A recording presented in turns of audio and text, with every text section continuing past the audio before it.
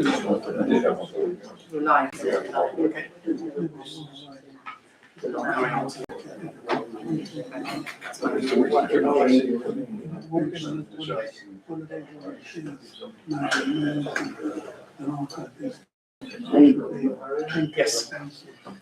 Okay. Okay, if we could move on to the Stbf meeting. So, good evening, trustee. Welcome to this meeting, an extraordinary meeting of the Sandwich Toll Bridge Fund on Monday, the 15th of December. Town Clerk, could I ask whether we've got any apologies for absence received? We've got Councillor Marie work commitment, and we've got Councillor Breen personal commitment. Thank you very much. Agenda item 2, declarations of interest. To receive any declarations of disclosable pecuniary interest from councillors in respect of the business to be transacted on the agenda. Do we have any to declare? No, thank you very much. And then public participation, 20-minute session put aside for the public to make representations of the meeting. Do we have any requests this evening? No. Okay, so this is a one item agenda, and this is to discuss the car park lease, the Castle Market car park. The lease itself is due to expire on the 21st of January of next year, and we're being asked as a trustee to reach a decision on 2 matters contained in the report, and that relates to extending beyond the 21st January, and secondly, specific requirements around disability parking spaces. Town Clerk, would you like to just give a brief summary of the report? Basically, the property manager has been investigating the car park lease renewal situation. He basically feels that we need time to figure out the long-term sort of plan for the car park. He has got a further report that will be coming to the finance committees, which are on Wednesday, which will lay out sort of the options that we could do and put a proposal that we would put to DDC and to independent car parking operators. But in order to have the time to do that, he is asking for this request for an extension to the current DDC lease so that everything can be done in a nice, orderly fashion. There is also this issue of the parking spaces, that disabled parking spaces that have been requested. After this report was received, he had confirmation from DDC that to create the 4 proposed disabled access spaces, it will require the loss, well, we will lose 6 non-disabled spaces, if you see what I mean, because of the size issues. So then the second question is whether or not to decide on this disabled access now, or to also defer that until the renegotiation with the DDC is. Is that correct? That's right. Yeah. So a couple of observations. The lease itself, the property manager has engaged with DDC regards this, and they are open to an extension for the period suggested. And when I asked about the reason for not bringing this much earlier, simply the amount of assets focus that he's had to spend time on, this was not the top priority. It's an important element because it's one of our main streams, income streams for the Toll Bridge Fund. But that's why we've got it this evening. On the disabled spaces, this cropped up as part of the parking strategy that DDC delivered earlier in the year. When I looked at it myself, I found that parking spaces were in there. And in November, when I met with Kevin Mills and the parking manager for DDC, I said, actually, the space belongs to the charity.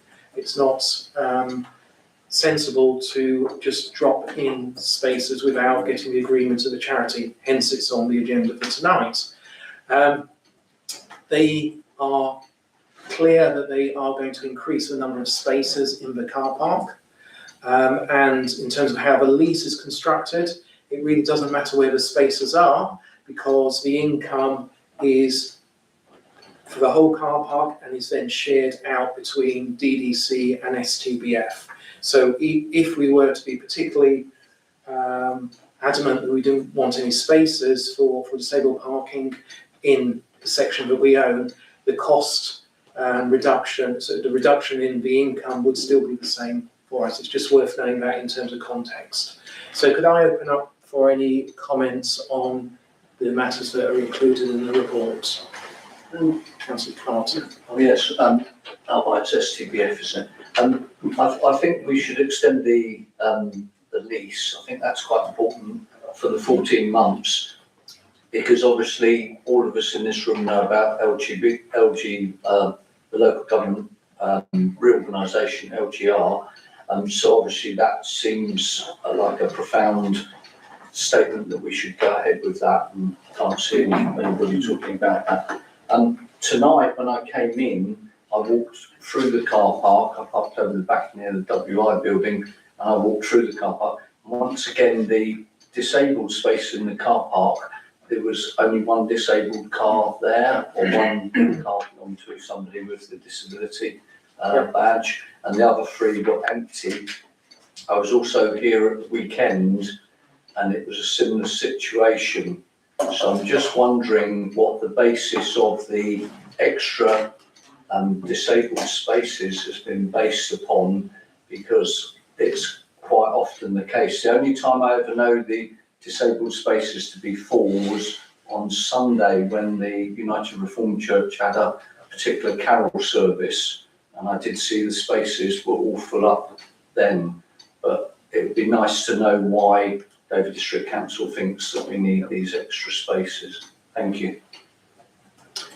Thank you. And we are being asked by the property manager to consider deferring that decision. So it's a relevant point, and actually in terms of exchanges that we had with the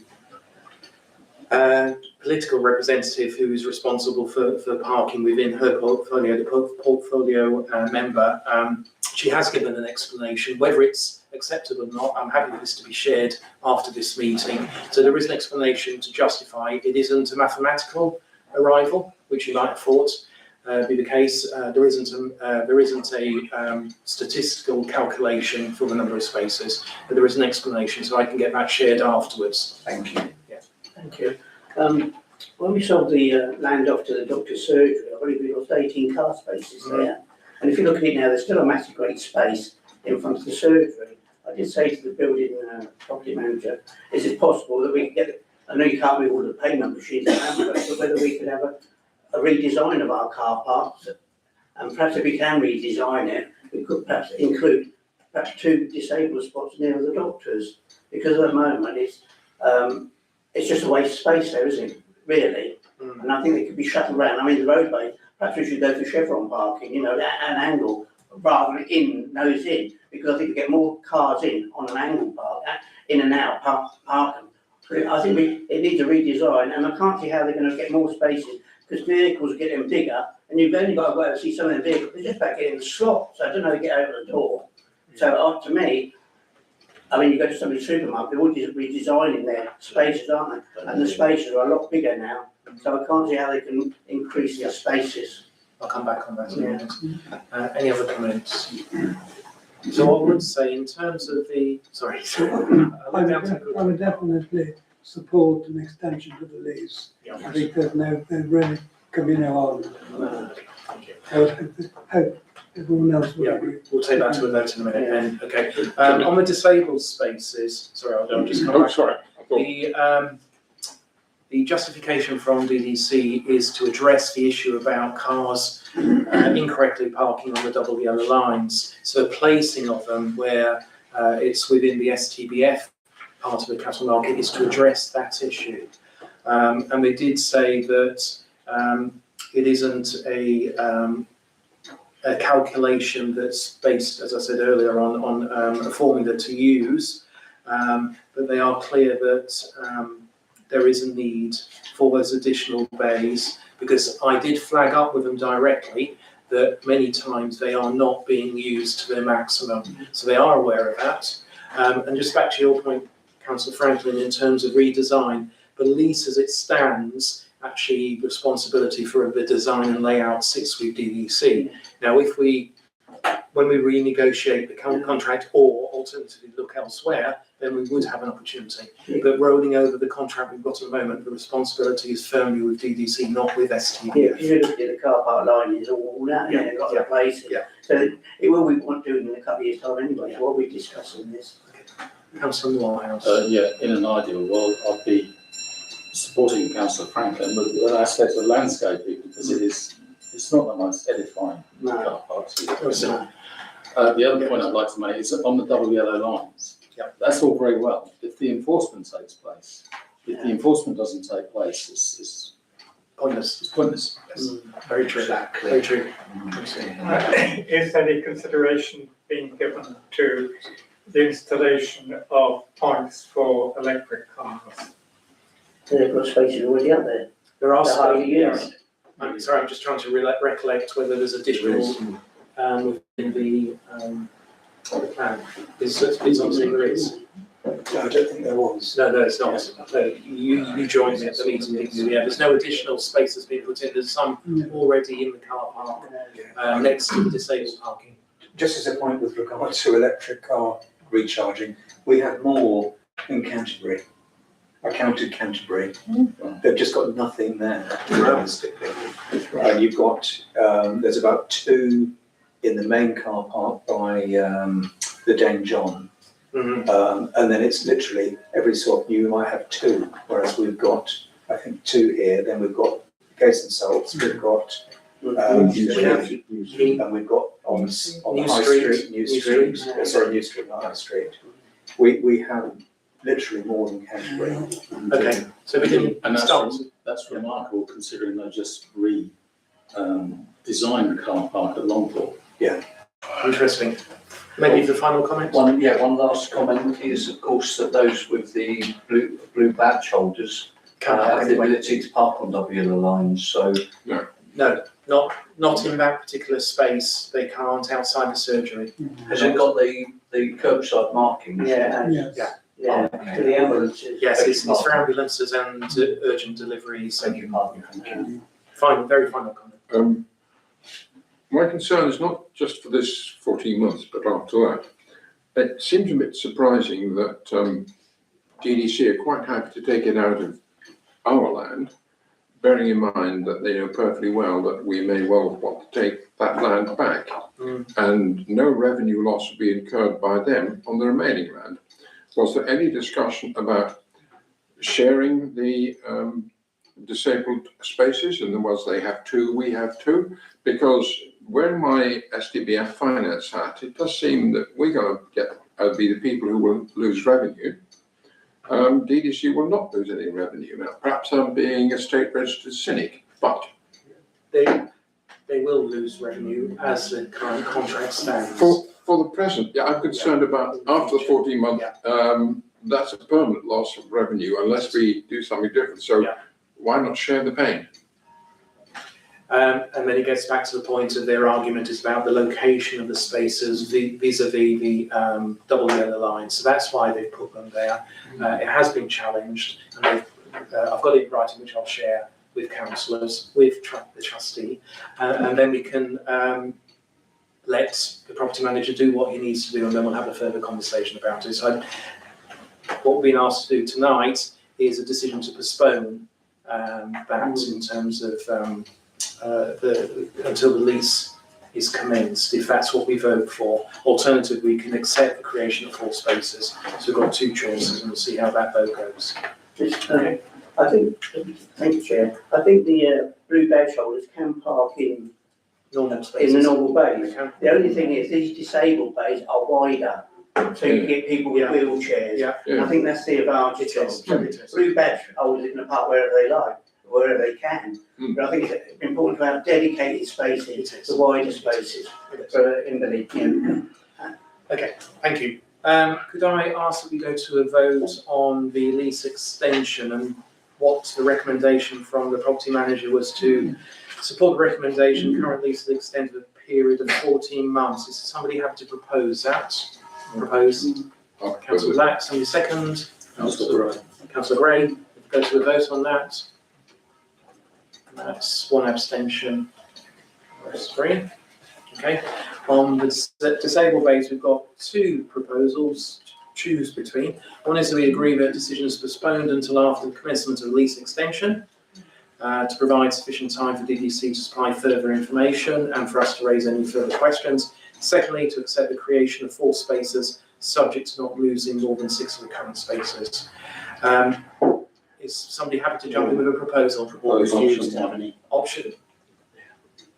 Or refuse to have any, but Councillor Morehouse is proposing that we agree the decision is postponed. Second, Councillor Carter, please support that. Can we go to a vote on that, see if we accept that? I'll accept that as well, so that's 2 abstentions. Okay. On the agenda.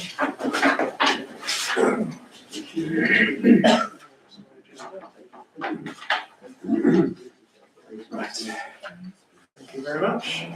Okay, that's the final item, bar the next meeting of the Stbf. Do you somebody have the date in front of them? I can't 16th of March. 16th of March. Thank you. I said that without moving my lips.